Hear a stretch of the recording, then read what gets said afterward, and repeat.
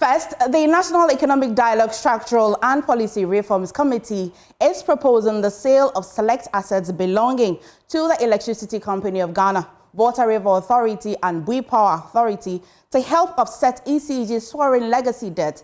The company currently owes independent power producers, what you know as IPPs, an estimated $2.2 billion, and without urgent intervention, total liabilities could surge to $9.5 billion by 2027. There is a social expectation of ECG and NETCO by government to supply electricity affordably to lifetime consumers in low-income households. Obviously, a social policy has got a social cost. Somebody must pay for it. And we believe the vulnerable must be protected in one way or the other. And that means that if we have a fair estimation, then that should be a budget line in the budget, which then will cater for the subsidization.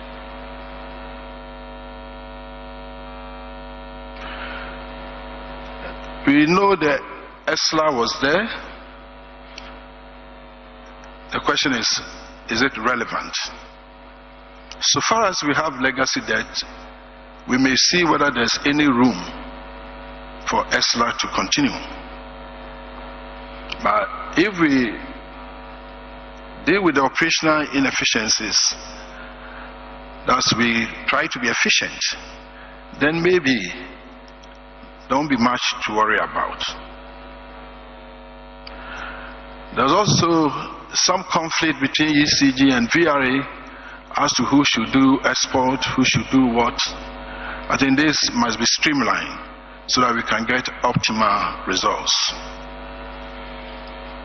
With regard to the legacy debts, we believe there should be a vehicle to raise funds to service the legacy debts, while ensuring all the necessary protocols are complied with. The options include create an opportunity to release ECG equity in fiscal assets to raise funds, a form of privatization, by something that we need to be thought through carefully. Then also, VRA has got some thermal assets that we believe VRA and Bui, if they have to run on hydro, then maybe these thermal assets can be put together and in one form or other raise money, either as a joint venture with another person or sell the assets completely, and that money which is realized can go towards the servicing of the legacy debts.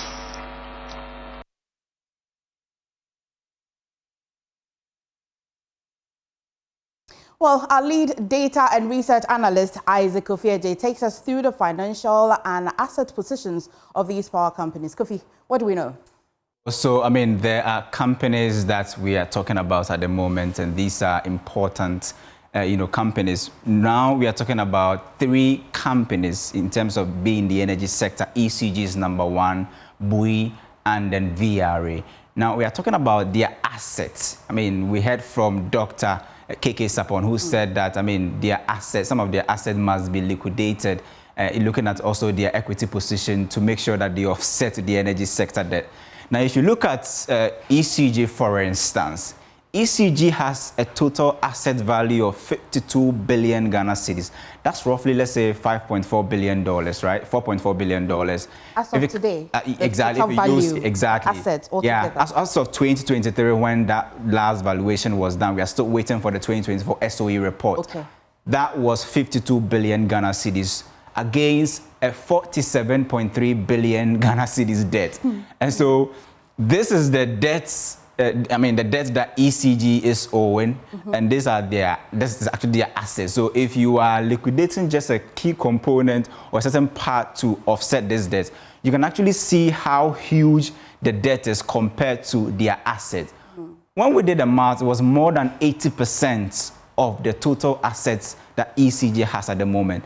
Now you go to the next slide that talks about, another company, not just ECG that's actually caught in this web, VRA also involved. But the good news is that when you compare ECG, you can actually see that's just a slight difference between their assets versus their debt. Yeah. But if you compare that to VRA, you can see there's some sort of improvement. Asset position is around 16.1 billion Ghana cedis.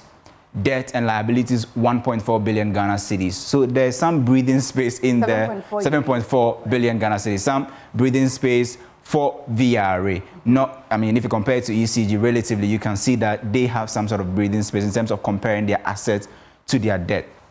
Last one has to do with Bui Power Company, which I was surprised that they had more, in terms of their assets, was, higher than that of, VRA, 19.5 billion Ghana cedis. Right. And when we probed, what we understood was that, this is, the power entity that has not just hydro, but also has thermal plants. Right. So that means that if you listen to the conversation and then the argument of Dr. Keke Sapon, he said that VRA, Bui, for instance, has the thermal plant, but now their key focus is on hydro.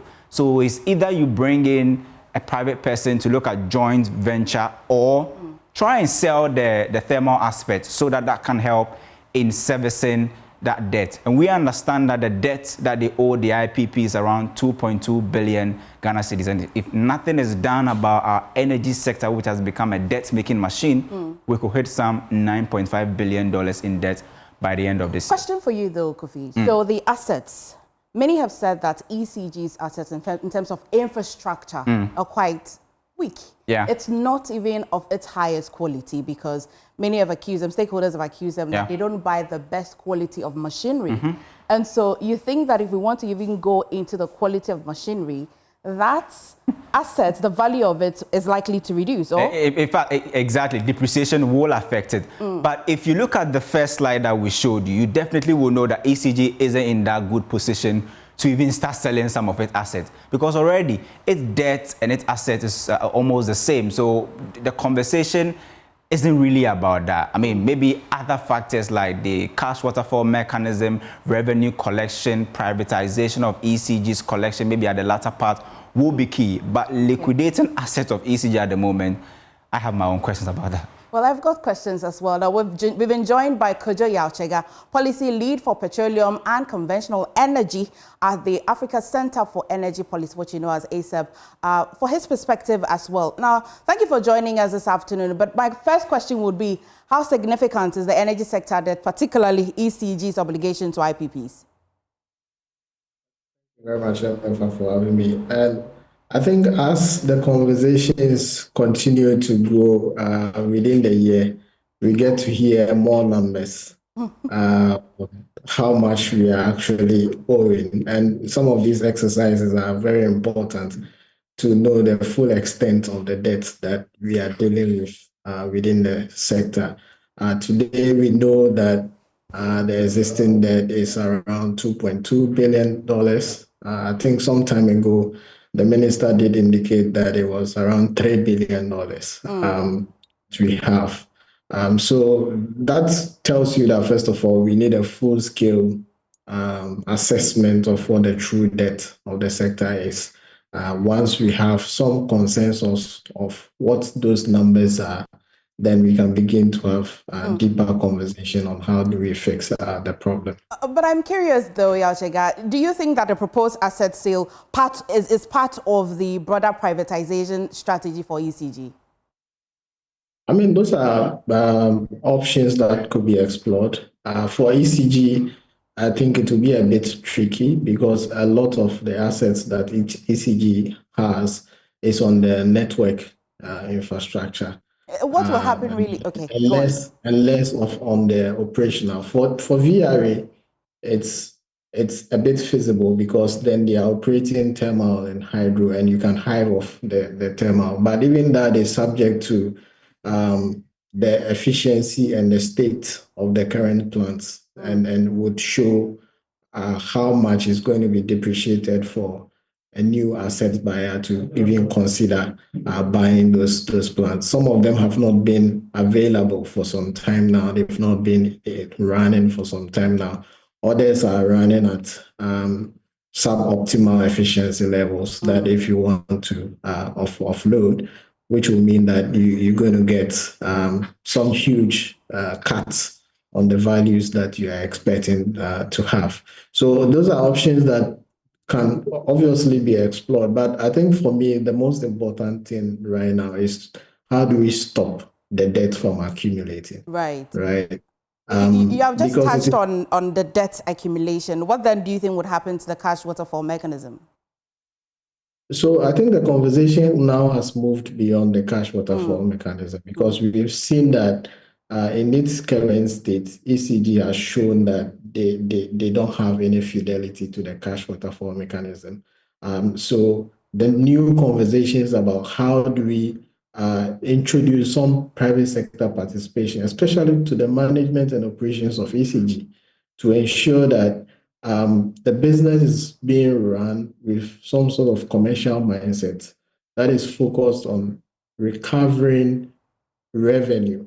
Because, like Isaac mentioned, a huge chunk of ECG's debt situation and the debt accumulation problem has been as a result of their poor revenue collection, and also how they spend even the little that they collect in all sorts of procurement activities and all of those things. So once we fix that management, then we can have a broader conversation on whether we should ring fence the existing debt and try something like get ESLA to come in, or some other form of ESLA to just wipe off the debt. Then we know that this debt, we are wiping it off once and for all, because we have stopped the bleeding, to ensure that whilst we are clearing the legacy debt, new debt is not being created on the books of the entity. Finally, before I let you go, Yaoche, should we